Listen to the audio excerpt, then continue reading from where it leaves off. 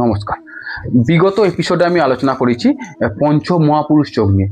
পঞ্চ মহাপুরুষ যোগের একটি গুরুত্বপূর্ণ যোগ হলো ভদ্রযোগ। এই ভদ্রযোগ কিভাবে গঠিত হয়? এই ভদ্রযোগ আপনার জন্মচাটে বুধ গ্রহকে কেন্দ্র করে গঠিত হয়।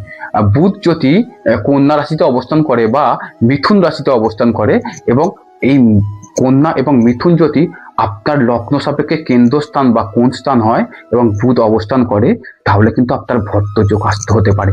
এই ভদ্রযোগের ফলে কি হতে পারে? আপনি ভালো তীক্ষ্ণ বুদ্ধির মানুষ হতে পারেন। আপনি দ্রুত সিদ্ধান্ত নিতে পারেন। আপনার উপস্থিত বুদ্ধি প্রবল মাত্রায় থাকতে পারে। আপনি সুবক্তা হতে পারেন। আপনি এডুকেশনে পড়াশোনায় ভালো হতে পারেন। অঙ্ক যদি আপনার সাবজেক্ট হয়, আপনি কিন্তু ভালো রেজাল্ট করতে পারেন। আপনি ল নিয়ে ভালো পড়াশোনা করতে পারেন, এগিয়ে যেতে পারেন।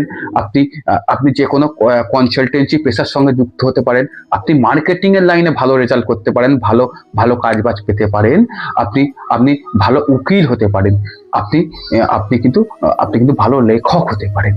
তাই দেখে নিন আপনার জন্মচাটে এই ভদ্রযোগ আছে কিনা।